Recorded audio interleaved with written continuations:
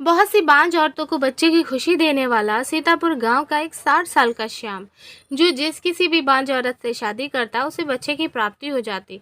आखिर श्याम ऐसा क्या खाता था, ये जानकर आपकी भी रूह कांप जाएगी। मेरे बाबा जो अपनी सारी उम्र अपना सीना चौड़ा करके लोगों के सामने चलते रहे, आज मेरी वजह से उनका सिर झुका हुआ था और अपने हाथ जोड़कर एक 60 साल के आदमी से मिन्नतें कर रहे थे, कह रहे थे कि मेरी बेटी से शादी कर लो। वह 60 साल का आदमी और कोई नहीं बल्कि मेरे बाबा का दोस्त श्याम था, जो किसी भी बांझ औरत से शादी करता तो उसके बच्चे हो जाते थे। पूरे गांव में उसके चर्चे थे और यह कोई सुनी सुनाई बात नहीं थी, सब कुछ सच था। कैसे बांझ औरतें श्याम से शादी करने के बाद बच्चे पैदा करती थी। पहले जब उन औरतों को बांझ होने के ताने मिलते, अब वह शादी करने के बाद बच्चे की माँ बनकर समाज में रहती। मैं और बाबा श्याम के घर पर ही बैठे थे और मेरी शादी के लिए बाबा श्याम को मना रहे थे। मुझे सुबह शाम बांझ होने के ताने मिलते थे। मेरे बाबा से ये बात सही नहीं जा रही थी। लोगों के तानों से तंग आकर मेरे बाबा ने फैसला किया कि वह मेरी शादी श्याम से करवा देंगे। इसलिए वह उसके सामने हाथ जोड़ रहे थे कि तुम मेरी बेटी से शादी कर लो। बाबा कह रहे थे कि तुमने तो कई औरतों से शादी करके उनके माथे से बांझपन का दाग हटाया है, मेरी बेटी से भी शादी करके दाग उसके ऊपर से हटा दो। मैं तो वहाँ खामोश बैठी थी। मुझे तो कुछ समझ में ही नहीं आ रहा था कि हो क्या रहा है। मैंने अपने बाबा के दोस्त को हमेशा अपने बाबा की तरह समझा था और मैं उनको चाचा कहा करती थी। अब भला मैं उनसे शादी कैसे कर सकती थी? मगर बाबा ने मेरे आगे अपने हाथ जोड़कर मुझसे कहा कि तुम श्याम से शादी कर लो और मुझे अपने साथ यहाँ लेकर आ गए। माँ ने भी श्याम से यही कहा कि मेरी बेटी को कोई एतराज़ नहीं है तुमसे शादी करने में। श्याम चाचा ने चौंक कर मुझे देखा और बाबा को बाहर जाने के लिए कहा। फिर चाचा मुझसे कहने लगे कि तुम्हें याद है ना तुम्हारा और मेरा रिश्ता क्या है? तुम मुझे चाचा कहती हो। उनकी बात सुनकर मैं अपने अतीत में चली गई। पिछले 2-3 साल मेरी आंखों के सामने आने लगे। हमारे गांव में एक श्याम नाम का आदमी था, जिसे सब लोग श्याम चाचा कहा करते थे। छोटा हो या बड़ा, उन्हें सभी लोग श्याम चाचा कहकर पुकारते थे। वह मेरे बाबा के भी बहुत अच्छे दोस्त थे। मुझे अच्छे से याद है, जब मैं छठी कक्षा में पढ़ती थी, हम सब गांव के बच्चे मिलकर उनके घर टीवी देखने जाया करते थे, क्योंकि हमारे पूरे गांव में सिर्फ उन्हीं के घर में टीवी था। हैरत की बात तो यह थी कि वह अपने घर में अकेले रहते थे, उनके घर में कोई भी औरत नहीं थी। हम बच्चे उनसे पूछते रहते थे कि श्याम चाचा आप शादी क्यों नहीं कर लेते? उस समय हमें शादियों में जाने का बहुत शौक हुआ करता था। वो हमसे कहते थे कि बच्चों, अभी मेरी शादी की उम्र नहीं हुई है। उनकी बात सुनकर हम सब बच्चे हंसने लगते थे, क्योंकि वह हमारे माता पिता की उम्र के थे। जब मैं छोटी थी तो गांव के बच्चों के साथ पूरे गांव में घूमा करती थी। जब मैंने 10वीं कक्षा पास कर ली तो मेरी माँ ने मुझे घर पर ही बिठा लिया। पूरे गांव में सिर्फ श्याम चाचा ही सबसे अमीर थे। उनकी ना कोई पत्नी थी और ना ही कोई बच्चा था, और शहर में कुछ काम करते थे और वहाँ से अच्छे खासे पैसे कमा कर लाते थे। उनके पास बहुत सारा रुपया पैसा था। गांव के सभी लोग पैसों की वजह से उनकी बहुत इज्जत करते थे और उन्हें शादी का मशवरा भी देते रहते थे। मेरे बाबा की श्याम चाचा से दोस्ती थी। मेरे बाबा जब भी श्याम चाचा से मिलने जाते, उनसे कहते कि श्याम तू शादी क्यों नहीं कर लेता? तेरे पास इतना रुपया पैसा है तो किसके लिए छोड़कर जाएगा? तेरे जाने के बाद इस दौलत का कोई तो वारिस होना चाहिए। श्याम चाचा के भी दिमाग में बाबा की बात आ गई। उन्होंने कहा, ठीक है, मैं शादी के लिए तैयार हूँ। यह बात सुनकर सब लोगों को बहुत खुशी हुई। सबने उनके लिए रिश्ते तलाश करने भी शुरू कर दिए। लेकिन जब श्याम चाचा ने अपनी पसंद बताई तो सब लोग हैरान रह गए। चाचा ने कहा कि वो बीना मौसी से शादी करना चाहते हैं। चाचा की इस बात से तो सबको झटका लग गया था। जो भी यह बात सुनता उसे यकीन नहीं आता था। सब सोच रहे थे कि चाचा आखिर बीना मौसी से शादी क्यों करना चाहते हैं। बीना मौसी हमारे गांव की औरत थी, जिसे उसके खानदान वालों ने भी छोड़ दिया था। बीना मौसी की शादी हमारे गांव में ही हुई थी, लेकिन शादी के 6 साल बाद भी वह मां नहीं बन सकी, तो उनके पति ने उन्हें बांझ कहकर तलाक दे दिया। कुछ समय बाद उन्होंने दूसरी शादी कर ली, मगर इस बार भी बच्चे की वजह से उनका घर न बच सका। अब तो पूरे गांव को पता चल गया था कि बीना मौसी एक बांझ औरत है और उसके बच्चे नहीं हो सकते। इस वजह से उसने किसी से शादी नहीं की थी।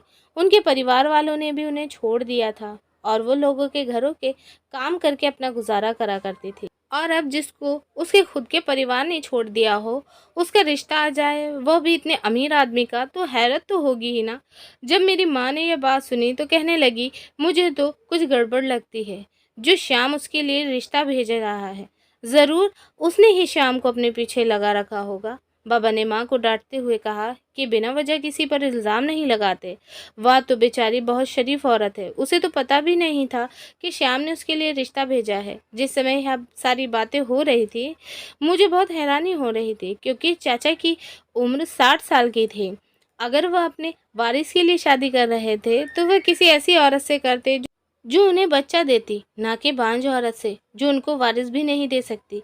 सब गांव वालों ने चाचा को बहुत समझाने की कोशिश की, लेकिन उन पर तो किसी भी बात का कोई असर ही नहीं पड़ रहा था। वह कहने लगे कि अगर बीना की शादी मुझसे हो जाएगी तो वह बांझ नहीं रहेगी। अब सबको चाचा की बात माननी पड़ी।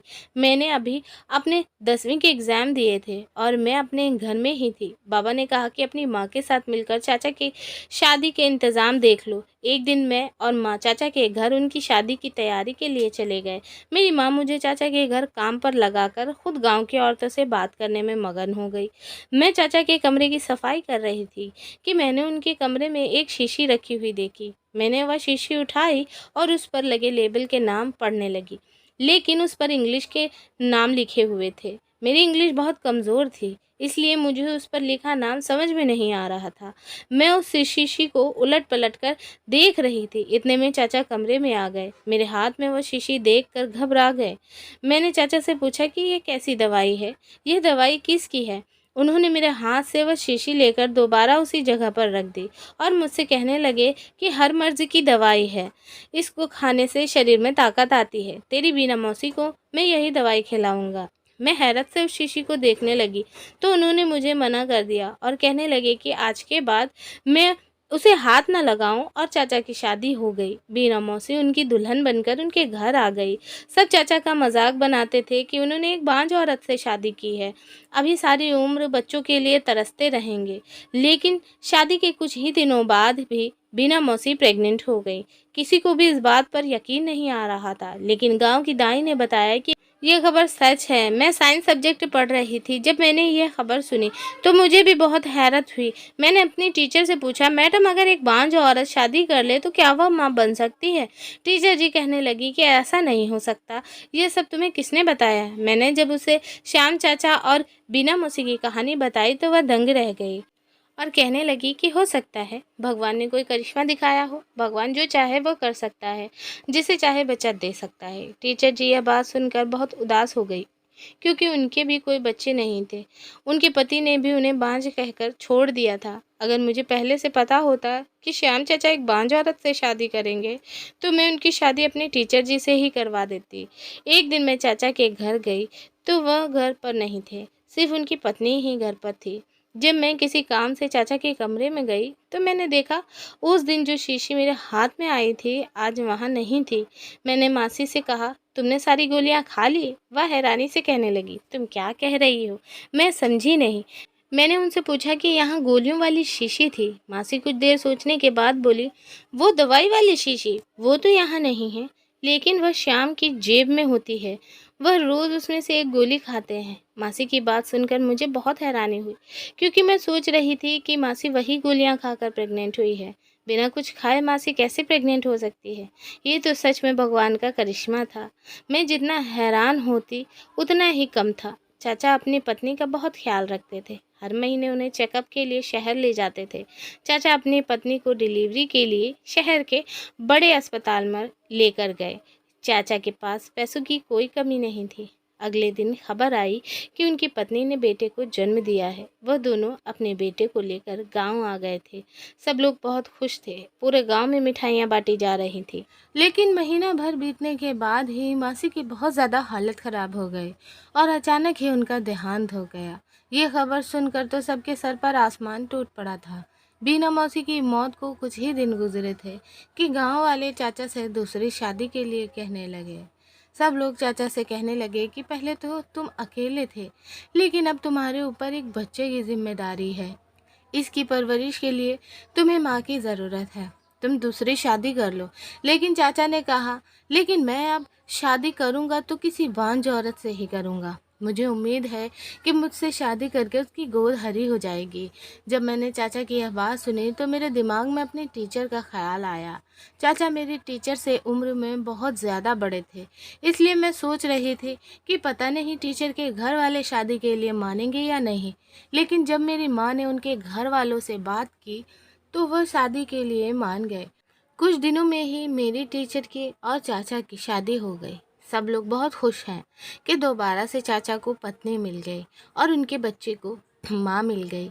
किसी को भी उम्मीद नहीं थी कि फिर से चाचा से शादी करने के बाद एक बांझ औरत बच्चा पैदा कर लेगी, लेकिन फिर से ऐसा ही हुआ। मेरी टीचर ने एक बहुत ही अच्छे लड़के को जन्म दिया, लेकिन वह बच्चा न चाचा पर गया था और ना ही मेरी टीचर जी पर गया था। अब तो सारे गांव में इसी बात की चर्चा होने लगी थी कि लोग कहते थे कि चाचा के पास कोई राज है या वह कुछ ऐसी चीज़ें खाते हैं जिससे बांझ औरतें भी प्रेग्नेंट हो जाती हैं। गांव वालों ने चाचा से यह राज जानने की बहुत कोशिश की, लेकिन वह किसी को भी कुछ नहीं बताते थे। मेरे बाबा उनके बहुत अच्छे दोस्त थे, लेकिन उन्होंने बाबा को भी कुछ नहीं बताया था। मैं खुद यह सब देखकर बहुत ज़्यादा हैरान होती थी। मैंने अपने टीचर से भी बहुत बार इस बारे में पूछा था, लेकिन वह कहती हैं कि भगवान की कृपा है जो उसने मुझे औलाद दी। कुछ दिनों बाद मेरी टीचर ने श्याम चाचा से तलाक ली और उन्होंने एक दूसरी बांझ औरत से उनकी शादी करवा दी। उसके बाद वह अपने बेटे को लेकर गांव से चली गई। ये सब देखकर गांव वालों को बहुत हैरानी हो रही थी। पहले तो बांझ औरतों का बच्चा पैदा करना और फिर मेरी टीचर जी का उनको तलाक देकर चले जाना, और चाचा ने भी उनको तलाक दे दी थी। उनसे इस बारे में कोई सवाल नहीं किया था। आखिर माजरा क्या था, किसी को भी कुछ समझ नहीं आ रहा था। तीसरी बीवी से भी चाचा को एक ही साल के अंदर अंदर बच्चा हो गया। फिर कुछ समय बाद चाचा के यहाँ एक और औलाद हुई। 65 साल की उम्र तक चाचा की 5 औलादें हो चुकी थी। अब तो आसपास के गांव में भी यह बात फैल चुकी थी कि जो भी बांझ औरतें हैं वो चाचा से अगर शादी कर ले तो उनको औलाद पैदा हो जाएगी। अब तो चाचा की दौलत भी कम होने की बजाय बढ़ती जा रही थी। चाचा ने काम करना भी छोड़ दिया था, फिर भी पता नहीं कैसे उनकी दौलत में कमी होने के बजाय बढ़ रही थी। शायद भगवान की उन पर कुछ ज़्यादा ही कृपा बनी हुई थी। अब मेरी भी शादी की उम्र हो गई थी, मेरी भी पढ़ाई पूरी हो चुकी थी। हमारे ख़ानदान में लड़कियों को सिर्फ इतना ही पढ़ने की आदत थी, उसके बाद उनकी शादी कर दी जाती थी। लेकिन मैं आगे पढ़ना चाहती थी। मैंने बाबा से इस बारे में बात की, लेकिन उन्होंने मेरी कोई बात नहीं सुनी और मेरे लिए रिश्ता देखना शुरू कर दिया। लेकिन मैंने बाबा से कहा कि मैं शहर में शादी करना चाहती हूँ, मुझे छोटे से गांव में शादी नहीं करनी। मैंने सुना था कि शहर के लोग बहुत खुले दिल के होते हैं, अपनी औरतों पर पाबंदियाँ नहीं लगाते। मेरा बहुत मन था कि मैं घूमूं फिरूं और मेरा एक शौक़ था कि मैं बहुत सारी पढ़ाई करूं। मेरा ये शौक़ शहर जाकर ही पूरा हो सकता था। यहाँ गांव में रहकर तो मैं कभी भी नहीं घूम सकती थी। अपने सपनों को पूरा करने के लिए मुझे शहर से जाने की ज़रूरत थी, लेकिन मेरे बाबा का शहर में कोई नहीं था। सारे रिश्तेदार और जान पहचान वाले सब गांव के ही थे। इसलिए बाबा ने श्याम चाचा से कहा कि वह कोई मेरे लिए शहर में रिश्ता देखे। वह शहर में शादी करना चाहती है। चाचा ने भी कहा ठीक है। बदकिस्मती से उन्हीं दिनों चाचा की पत्नी का फिर से देहांत हो गया और चाचा फिर से अकेले हो गए। उन्होंने अपने बच्चों के लिए एक आया रख ली। वह अपने बच्चे अकेले नहीं संभाल सकते थे क्योंकि उनकी भी अब उम्र हो गई थी। इस दौरान चाचा के पास बांझ औरतों के रिश्ते आए, क्योंकि सब लोगों को पता चल गया था कि चाचा से शादी करने के बाद कोई भी औरत बांझ नहीं रहती। लेकिन फ़िलहाल चाचा ने शादी को मना कर दिया था।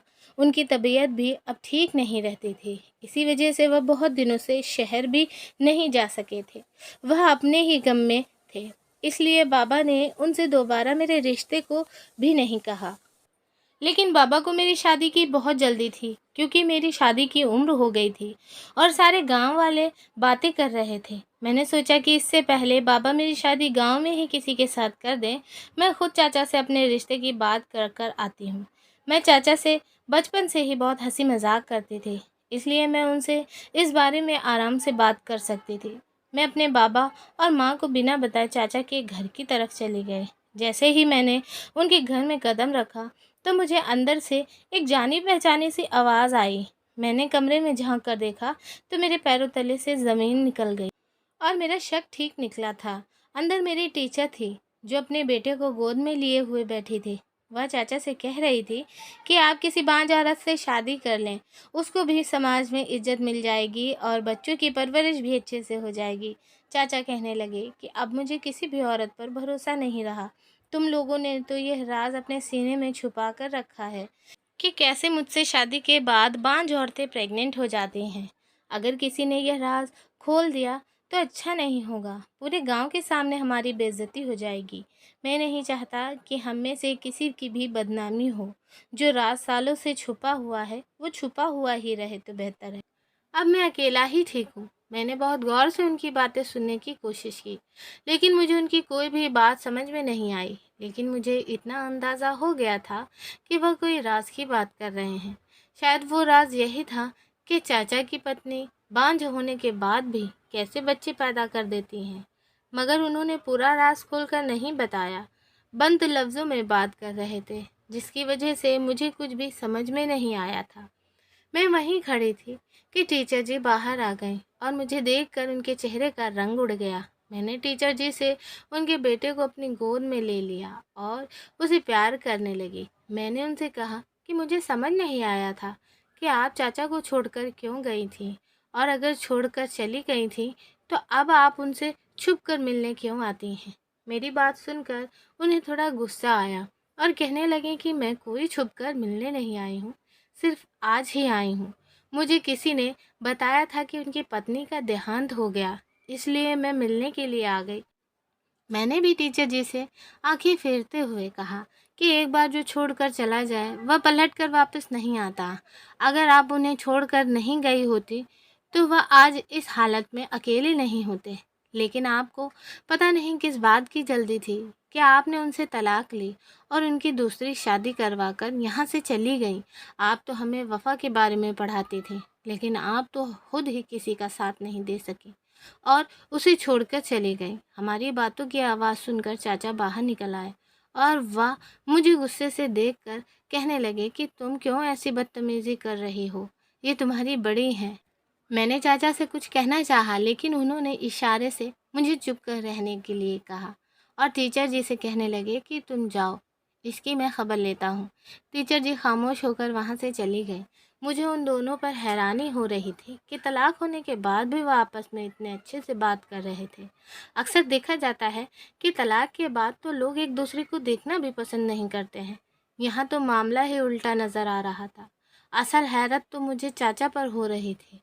उन्होंने टीचर जी से शादी की, उनको औलाद दी, अपना नाम और पैसा सब कुछ दिया, समाज में उन्हें सिर उठाने के काबिल बना दिया, लेकिन फिर भी वह चाचा को तलाक देकर चली गई और चाचा ने भी उनसे कुछ नहीं कहा, बल्कि अभी वह उनसे इतने प्यार से बात कर रहे थे। टीचर जी के जाने के बाद चाचा मुझसे कहने लगे कि यह कौन सा तरीका होता है बड़ों से बात करने का। वह बड़ी हैं तुम्हारी, तुम्हें उनकी इज्जत करनी चाहिए। ये सब सुनकर मैं चाचा से कोई बात किए बिना ही अपने घर वापस आ गए। जब मैं अपने घर वापस आए तो मैंने देखा कि मेरे बाबा के दोस्त घर पर बैठे हैं और मुझे जिस बात का डर था वही हुआ। वह मेरा रिश्ता लेकर आए थे और बाबा ने मेरा रिश्ता भी उनके बेटे से पक्का कर दिया था। मैंने बाबा से बहुत मना किया कि मैं उनके दोस्त के बेटे से शादी नहीं करूंगी, क्योंकि वो लोग अनपढ़ और जाहिल हैं। लेकिन बाबा ने मेरी कोई बात नहीं सुनी और ज़बरदस्ती मेरी शादी अपने दोस्त के बेटे से करवा दी। मुझे शुरू से ही उनके घर का माहौल पसंद नहीं था। वह लोग बहुत अमीर थे, लेकिन तमीज़ नाम की उनके घर में कोई चीज़ नहीं थी। मेरे पास कोई और चारा नहीं था। मजबूरी में अपने बाबा की इज्जत की खातिर मुझे शादी करनी पड़ी। मेरी शादी को 3 साल हो गए थे। पिछले 2 साल मैंने जैसे भी गुजारे थे बस मैं ही जानती थी। मैं अपने ससुराल में बहुत मुश्किल से रह रही थी। मैं भगवान से दुआ करती थी कि इन लोगों से मेरी जान छूट जाए, लेकिन मेरी जान ऐसे छूटेगी मैंने ये नहीं सोचा था। मैं माँ बनने वाली थी तो मेरी नंद ने मुझे सीढ़ियों से धक्का दे दिया। मैं पेट के बल सीढ़ियों से गिरती हुई नीचे आ गई। जब मेरी आँख खुली तो मैं हॉस्पिटल के कमरे में थी। मैं अपना बच्चा खो चुकी थी। डॉक्टर ने कहा कि अब मैं कभी भी माँ नहीं बन सकती।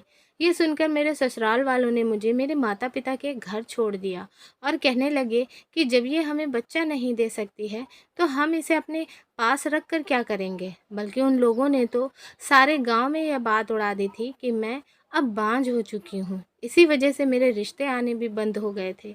बाबा जब भी घर से बाहर जाते तो लोग उनसे मज़ाक में कहते कि अपनी बेटी की शादी श्याम चाचा से कर दो, ये भी बच्चा पैदा कर देगी।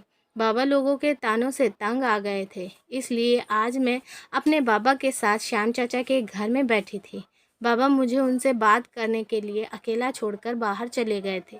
चाचा मुझसे कहने लगे कि मैं जानता हूँ कि तुम हमेशा इस बात के पीछे पड़ी रहती हो कि तुम्हें मेरा राज पता चल जाए कि कैसे बांझ औरतें मुझसे शादी करने के बाद बच्चे पैदा कर लेती हैं। तुम क्या, पूरा गांव ही मुझसे इस बारे में सवाल करता रहता है। लेकिन मैंने कभी भी किसी को कुछ भी नहीं बताया। लेकिन आज मैं तुम्हें अपना ये राज बता रहा हूँ। जब मैं 25 साल का था तब मैं बीमार हुआ और डॉक्टर के पास अस्पताल गया, तो उसने मेरा पूरा बॉडी चेकअप करने के बाद बताया मुझे बचपन से ही एक बीमारी थी, लेकिन किसी ने इस बात को नोटिस नहीं किया और बढ़ते बढ़ते मेरी बीमारी इतनी बढ़ गई कि डॉक्टर को मेरा ऑपरेशन करना पड़ा। ऑपरेशन के बाद डॉक्टर ने मुझे बताया कि मैं अब कभी भी बाप नहीं बन सकता। अब मैं बाप बनने की खुशी से महरूम हो गया। पूरे ख़ानदान में यह बात फैल गई थी। मेरे ख़ानदान के ही लोग मुझे अजीब नज़रों से देखते थे और मुझे ताने देते थे। हर कोई मुझ पर तरस खाता था। मेरी मंगनी टूट गई थी। मेरे छोटे भाई बहनों की भी शादी हो गई थी और सब अपनी अपनी ज़िंदगी में मगन हो गए थे। मेरे माता पिता के देहांत के बाद मेरे परिवार में किसी को भी मेरी ज़रूरत नहीं थी। इसलिए मैं अपना घर छोड़कर इस गांव में चला आया। अब मैं किसी से शादी तो नहीं कर सकता था, इसलिए मैंने काम करना शुरू कर दिया। मैंने दिन रात मेहनत करके इतने पैसे कमाए कि लोग मेरी बहुत ज़्यादा इज्जत करने लगे। यहाँ मेरी कुछ लोगों से दोस्ती हो गई और मेरी ज़िंदगी अच्छी गुजरने लगी। मेरे दोस्त भी मुझसे शादी के लिए कहते थे, मगर मैं जानता था कि कोई भी औरत मेरा सच जानने के बाद मुझसे शादी नहीं करेगी और औरत की भी ख्वाहिश होती है कि वह माँ बने। जब मैं एक औरत को माँ नहीं बना सकता तो मैं उससे शादी भी नहीं कर सकता।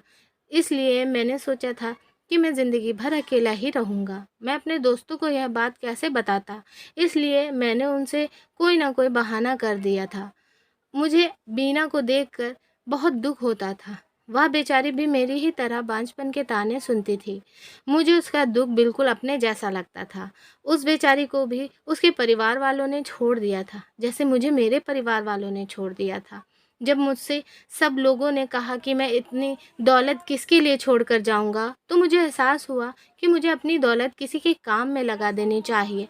मैंने सोचा कि मैं एक अनाथ आश्रम से बच्चे को लाकर उसकी बेहतरीन परवरिश करूंगा, लेकिन मैं अकेले बच्चे नहीं पाल सकता था। उसके लिए मुझे माँ की ज़रूरत थी। फिर मेरे जहन में ख्याल आया, मैंने बीना के लिए रिश्ता भेजा, लेकिन उसे सारी बात सब कुछ सच सच पहले ही बता दिया था कि वह माँ नहीं बन सकती और मैं भी बाप बनने के काबिल नहीं हूँ। तो हम दोनों शादी कर लेते हैं और बच्चे को गोद ले लेंगे। बीना ने भी इस काम के लिए हाँ कर दी और हम दोनों ने शादी कर ली। शादी के बाद मैंने सोचा कि अब अगर हम बच्चा गोद लेते हैं तो लोग तो हमें फिर भी ताने ही देंगे कि बांझ थी और बच्चे को गोद लेना पड़ा। गांव वाले और समाज हमें वह इज़्ज़त नहीं देंगे और ना ही वह इस बच्चे को हमारा सगा बच्चा मान सकेंगे। इसलिए मैंने गांव की दाई को उसके मुंह मांगे पैसे दिए और उससे कहा कि पूरे गांव में ऐलान कर दे कि बिना माँ बनने वाली है। उसने ऐसा ही किया। 9 महीने बाद हम डिलीवरी के बहाने शहर चले गए और वहाँ अनाथ आश्रम से एक बच्चे को गोद लेकर आ गए। बीना को भी बांझपन के तानों से छुटकारा मिल गया था। वह मेरी बहुत ही एहसानमंद थी, लेकिन उस बेचारी के जीवन के दिन कम बचे थे। उसे कैंसर हो गया था और वो इस दुनिया को छोड़कर चली गई। फिर तुम्हारी टीचर जी से मुझे शादी करनी पड़ी। वो भी बहुत अच्छी औरत थी। उसको भी समाज में इज्जत दिलाने के लिए हमें यही वाला ड्रामा करना पड़ा। इस बार भी हमने एक बच्चा गोद लिया था। मेरी ख्वाहिश थी मैं इन बच्चों की परवरिश बहुत अच्छे से करूं। एक दिन तुम्हारी टीचर का पहला पति हमारे घर पर आ गया और वह मुझसे कहने लगा कि मैं उसे छोड़ दूं, क्योंकि वह तुम्हारी टीचर जी से बहुत मोहब्बत करता था और उसके साथ रहना चाहता है। उसे अपनी गलती का एहसास था, लेकिन तुम्हारी टीचर ने मना कर दिया था। उसने कहा मुझे किसी भी हाल में छोड़कर नहीं जाएगी, लेकिन मैंने उसकी खुशी की खातिर उसे छोड़ दिया। वह मुझे तलाक देना नहीं चाह रही थी, लेकिन वह अपने पति से बहुत प्यार करती थी और मैं दो प्यार करने वालों को अलग नहीं रख सकता था। इसलिए मेरे ज़ोर देने पर उसने मुझे तलाक दे दी। तलाक होने के बाद उसने मेरी शादी अपनी एक बांझ सहेली से करवा दी, ताकि मैं अकेला ना रहूं और मेरे बच्चों की भी परवरिश अच्छे से हो सके। उसे भी मेरे बारे में सब कुछ मालूम था। उसे रहने के लिए जगह चाहिए थी। बैठे-बिठाए उसे पति और औलाद और इज़्ज़त मिली, तो वो भी मेरी शुक्रगुज़ार हो गई। तुम्हारी टीचर अपने बेटे को साथ लेकर चली गई, क्योंकि वह उसकी परवरिश करना चाहती थी। इसलिए मैंने उसे वो बच्चा ले जाने दिया और खुशी-खुशी उसे रुखसत कर दिया। मेरी तीसरी पत्नी भी बहुत अच्छी थी। उसके बाद हमें 2 बच्चे और एडॉप्ट किए थे। उसकी ज़िंदगी भी बहुत थोड़ी-सी थी। कुछ दिनों में उसका भी देहांत हो गया। यह है मेरा सारा राज़, जिसको कोई नहीं जानता था और मेरे बारे में लोग अजीब-अजीब बातें करते रहते थे। मैं सिर्फ़ उन बांझ औरतों को समाज में इज़्ज़त और उन अनाथ बच्चों की परवरिश अच्छे से करना चाहता था। उनको छत देना चाहता था, माँ-बाप का प्यार देना चाहता था, इसलिए मैंने यह सब कुछ किया। लेकिन तुम्हारे पिता को यह सब कुछ नहीं कहना चाहिए था। तुम तो जानती हो, मैं हमेशा से तुम्हें अपनी बेटी समझता हूँ। मैं तुमसे शादी करने का सोच भी नहीं सकता। चाचा ने बताया कि उनको भी कैंसर हो चुका है और उनके पास भी बहुत कम दिन बचे हैं। अब उन्हें बच्चों की फ़िक्र लगी रहती है कि उनके जाने के बाद उनका कौन ध्यान रखेगा। मैंने चाचा से कहा कि आप फ़िक्र ना करें, आज से बच्चों की सारी ज़िम्मेदारी मेरी है। मैं उनको उनकी माँ बनकर पालूँगी और आपका ये राज़ भी मेरे सीने में दफ़न रहेगा। मैंने बाबा से भी साफ-साफ कह दिया कि औलाद का क्या है, मैं इन बच्चों को ही पाल कर अपनी ज़िंदगी काट लूँगी। कुछ दिनों बाद चाचा का देहांत हो गया। उन्होंने अपनी सारी जायदाद इन बच्चों के नाम और मेरे नाम कर दी। अब मुझे अपनी ज़िंदगी का मकसद मिल गया था। किसी की शादी ना होने से या बच्चा ना होने से उसकी ज़िंदगी ख़त्म नहीं हो जाती, बल्कि उसे अपनी ज़िंदगी गुज़ारने के लिए कोई न कोई नया मकसद मिल ही जाता है, जैसे मुझे मिल गया। तो दोस्तों, कैसी लगी आपको ये कहानी? अपने सुझाव हमें कमेंट में ज़रूर लिख भेजिएगा और वीडियो को लाइक, चैनल को सब्सक्राइब करना मत भूलिएगा। हम मिलेंगे आपको एक और ऐसे ही बेहतरीन वीडियो में। तब तक के लिए धन्यवाद। आपका दिन शुभ हो।